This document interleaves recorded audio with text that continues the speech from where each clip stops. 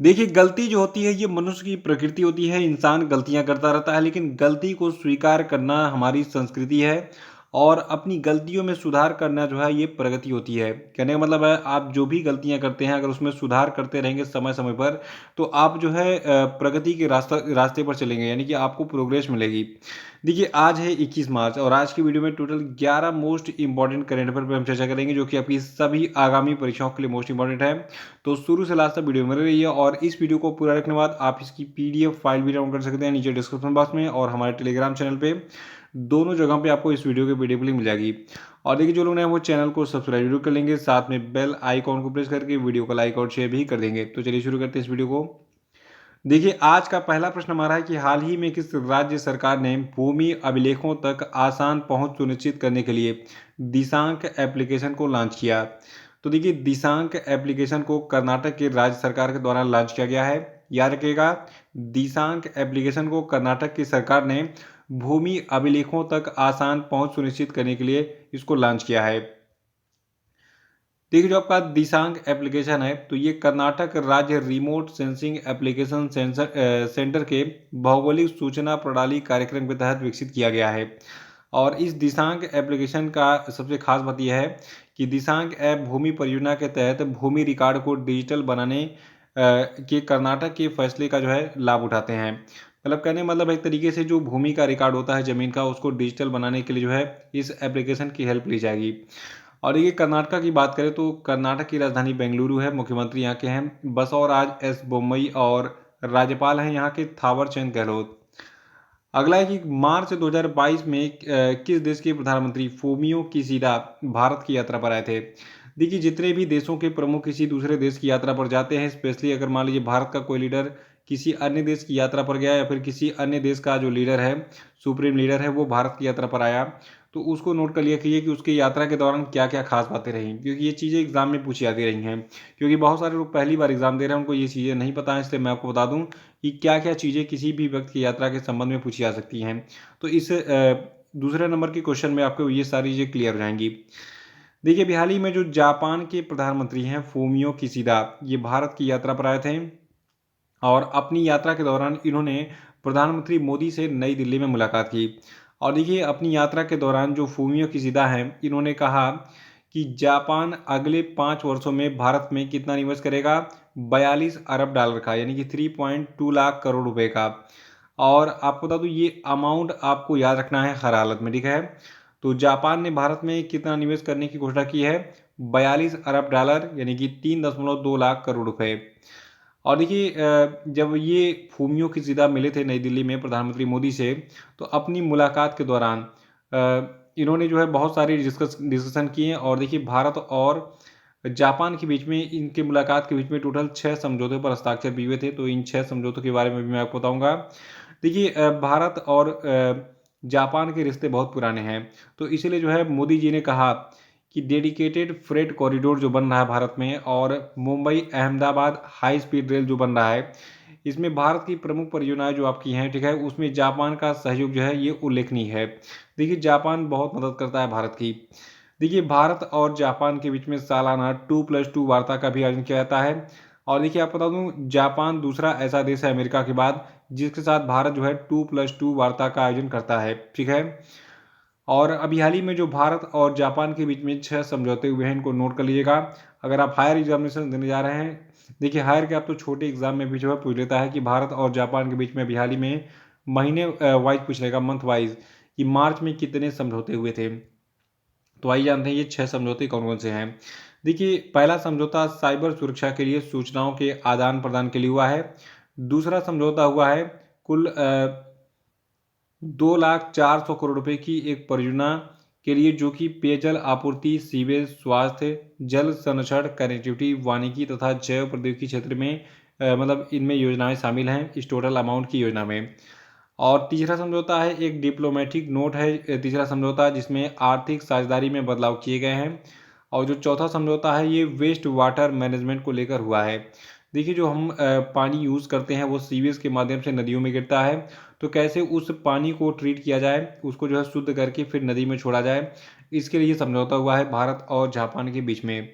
5वां समझौता है India Japan industrial competitive partnership roadmap परियोजना के लिए। और 6वां समझौता है सतत शहरी विकास को लेकर। तो ये 6 समझौते भारत और जापान के बीच में हुए हैं। जापान के प्रधानमंत्री जो फूमियो किशिदा हैं, इनकी भारत की यात्रा के दौरान, इसको याद रखिएगा। और अगला प्रश्न है कि नवरोज क्या है। देखिए नवरोज को जो है कहीं कहीं नवरोज, ठीक है, लिखा हुआ मिलेगा। तो नवरोज और नवरोज एक ही चीज़ है। अगर आपने इतिहास पढ़ा होगा तो आपने सुना होगा कि बहुत सारे ऐसे जो है इम्परर हुए हैं भारत में जिन्होंने नवरोज के त्यौहार पर बैन लगा दिया था। और उसमें जो है एक नाम आता है इल्तुतमिश वगैरह का, ठीक है, बहुत सारे मतलब ऐसे शासक थे। तो हम बात कर रहे हैं नौरोज की। देखिए नौरोज जो है ये फारसी नव वर्ष का त्यौहार है, ठीक है।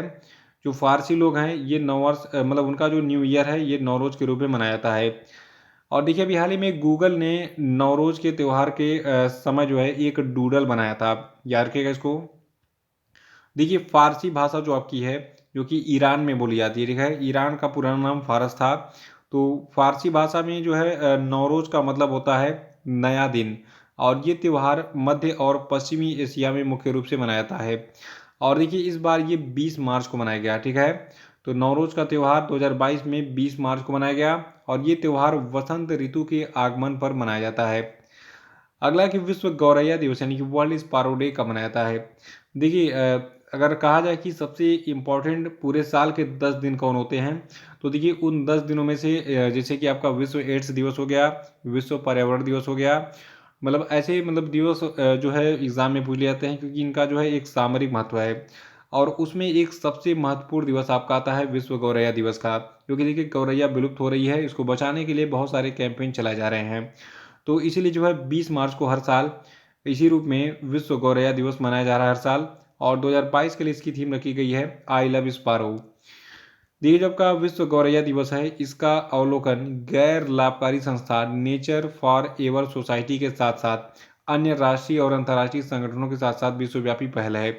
तो विश्व गौरैया दिवस 20 को मनाते हैं और 2022 की थीम है आई लव स्पारोज।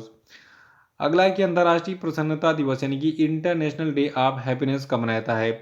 तो देखिए अंतर्राष्ट्रीय प्रसन्नता दिवस को हम 20 मार्च को मनाते हैं। ये कल भी मैंने बताया था, कल का ये पहला प्रश्न था।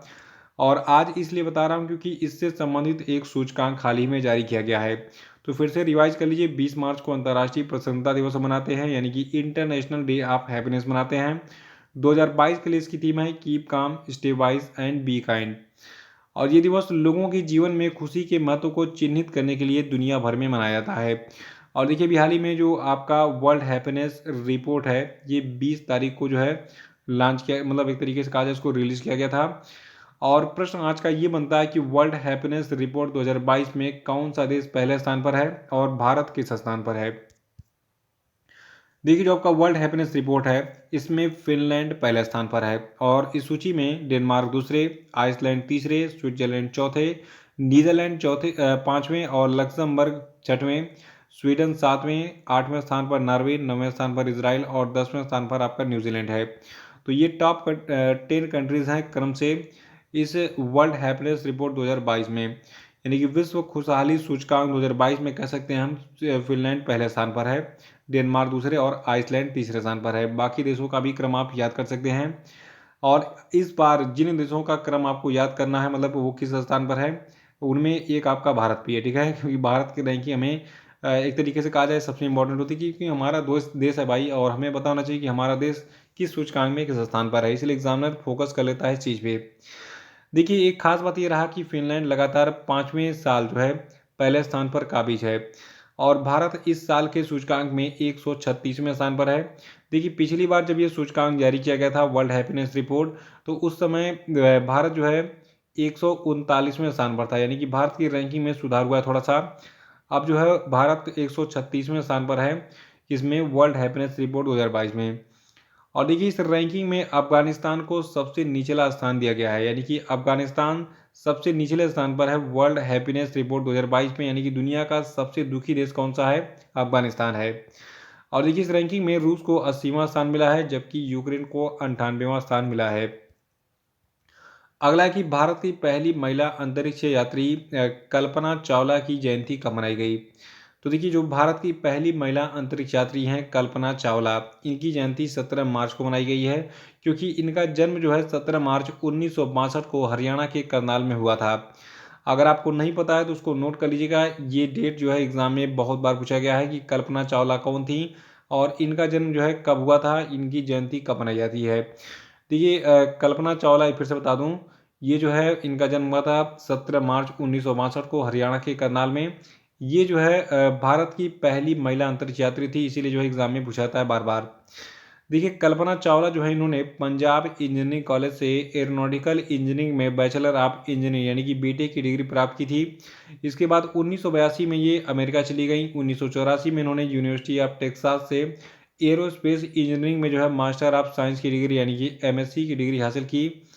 और उसके बाद फिर 16 जनवरी 2003 को कल्पना चावला का जो स्पेस शटल है, ठीक है, तो ये जो है जिसका नाम था कोलंबिया, तो इनका जो स्पेस शटल कोलंबिया था उसमें कुछ तकनीकी खराबी आ गई और वो दुर्घटना का शिकार हो गया। और इसी में सवार सभी सातों अंतरिक्ष यात्री, जिनमें कल्पना चावला भी थी, मतलब ये सभी जो है मारे गए। और उसके बाद से फिर जो है बहुत पूरी दुनिया शोक का मतलब पूरी दुनिया शोक के लहर में डूब गई थी। और सबसे अधिक दुख भारत को हुआ था, क्योंकि भारत की जो पहली महिला अंतरिक्ष यात्री कल्पना चावला हैं, इसी दुर्घटना में 2003 में जो है ये मारी गई थी। तो 17 मार्च को इसलिए जो है इनको सम्मान देने के लिए कल्पना चावला को इनकी जयंती मनाई जाती है हर साल।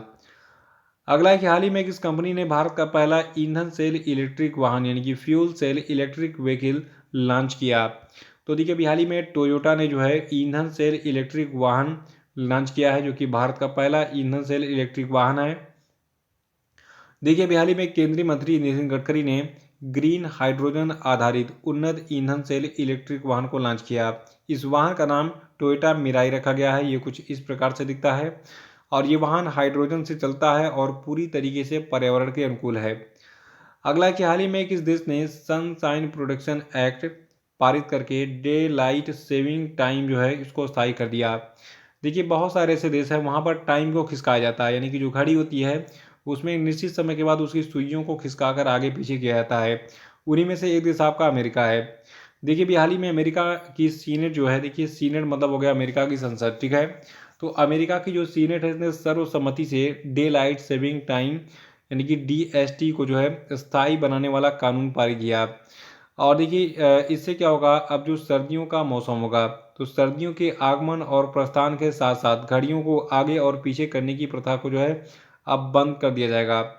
और देखिए, एक कानून में हस्ताक्षर किए जाने के बाद प्रत्येक नवंबर में घड़ियों को मानक समय से 1 घंटे पीछे करने की प्रथा जो है अब अमेरिका में बंद हो जाएगी।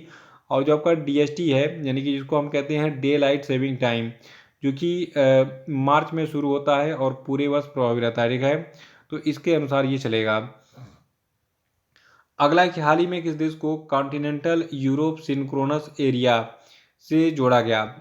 तो देखिए, जो आपका यूक्रेन है, देखिए यहाँ पे ये पीला वाला पार्ट दिख रहा है, इसमें बहुत सारे देश हैं, बहुत सारे छोटे छोटे देश। तो इनका एक संगठन बनाने के लिए जो है एक कॉन्टिनेंटल यूरोप सिंक्रोनस एरिया बनाया गया है। तो इससे यूक्रेन को भी जोड़ दिया गया है, क्योंकि देखिए धीरे धीरे रूस जो है सब पे कब्जा कर रहा था, तो इसीलिए जो है इन्होंने एकता दिखाने के लिए कहा कि चलो हम लोग साथ साथ रहते हैं, ताकि हम जो है डटकर मुकाबला करें किसी भी देश से जो हम पर जो है आक्रमण करे। तो देखिए, जो कॉन्टिनेंटल यूरोप सिंक्रोनस एरिया है ये एक विद्युत ग्रिड है, जो कि महाद्वीपीय यूरोप के अधिकांश भाग में फैला हुआ है। और ये कदम यूक्रेन को रूस से अपने पावर सिस्टम को अलग करने की अनुमति देगा। हालांकि इस कदम की योजना 2014 में रूस के द्वारा क्रीमिया पर कब्जा करने के बाद बनाई गई थी। देखिए, चीन जो है ये भी महत्वाकांक्षी देश है, रूस भी। चीन भी अपने देश का विस्तार करना चाहता है बहुत सारे छोटे छोटे देशों पर कब्जा करके, और इसीलिए भारत में भी बार बार हस्तक्षेप करता रहता है, और उसी में से एक आपका रूस भी है। अगला है कि 11 मार्च 2022 को समाप्त हुए सप्ताह के दौरान भारत का विदेशी मुद्रा भंडार 9.65 बिलियन डॉलर की कमी के साथ कितना रहा। तो देखिए, 11 मार्च 2022 को समाप्त हुए सप्ताह के दौरान जो भारत का विदेशी मुद्रा भंडार है ये 9.65 बिलियन डॉलर की कमी के साथ 622.275 अरब डॉलर तक पहुंच गया। देखिए, इससे पहले 4 मार्च का जो डाटा मैंने आपको दिया था, तो 4 मार्च को क्या हुआ था, 4 मार्च को समाप्त सप्ताह में भारत का विदेशी मुद्रा भंडार 39.4 करोड़ डॉलर बढ़कर 631.92 अरब डॉलर हो गया था। तो ये थे आपके आज के सभी महत्वपूर्ण करंट अफेयर और अब हम बात करेंगे आज के सभी क्वेश्चन पे। देखिए आज के क्वेश्चन का पहला प्रश्न है कि हाल ही में किस देश के खगोल वैज्ञानिक यूजीन पार्कर का निधन हो गया, बताइए। अगला है कि अंतर्राष्ट्रीय भूवैज्ञानिक कांग्रेस का 36वां संस्करण किस स्थान पर आयोजित किया गया, बताइए। और नेक्स्ट है कि हुरुन ग्लोबल रिच लिस्ट 2022 में पहला स्थान किसको मिला, बताइए। चौथा है कि मिस वर्ल्ड 2021 कौन बनी, नाम बताइए इनका। नहीं पता तो कल का वीडियो की रिवाइज कर डालिएगा, क्योंकि देखिए miss world, miss universe, miss India, इन सभी का नाम आपको पता होना चाहिए। अगला है कि वैश्विक पुनर्चक्रण दिवस यानी कि ग्लोबल रिसाइकलिंग डे कब मनाया गया, बताइए। और अब हम बात करेंगे कल के पूछे गए सभी क्वेश्चन के सही उत्तरों की। देख लीजिए कल के क्वेश्चन का पहला प्रश्न था कि किस बैंक को IFR एशिया अवार्ड 2021 में Asian bank of the year का पुरस्कार दिया गया। तो देखिए Asian bank of the year का पुरस्कार एक्सिस बैंक को मिला है। अगला था कि हाल ही में वित्त मंत्री निर्मला सीतारमण ने वित्त वर्ष 2022-23 के लिए जम्मू कश्मीर के लिए कितने लाख करोड़ रुपए का बजट पेश किया। तो देखिए ये अमाउंट है 1.42 लाख करोड़ रुपए। और अगला था कि गंगा से ब्रह्मपुत्र तक जाने वाला अब तक का सबसे लंबा जहाज कौन बन गया है। तो देखिए जहाज है MV राम प्रसाद बिस्मिल। चौथा था कि हाल ही में किस चीफ ऑफ डिफेंस स्टाफ यानी कि CDS की 65वीं जयंती पर भारतीय सेना ने 1870 में स्थापित देश के सबसे पुराने think tank United service institution of India में उनकी स्मृति में चेयर ऑफ एक्सीलेंस को समर्पित किया। तो देखिए ये व्यक्ति आपके हैं विपिन रावत। पांचवा था कि फाइट शतरंज ओलंपियाड 2022 कहाँ पर आयोजित किया जाएगा। तो देखिए इसका आयोजन चेन्नई में किया जाएगा। तो इसी के साथ वीडियो समाप्त होता है। जय हिंद, जय भारत।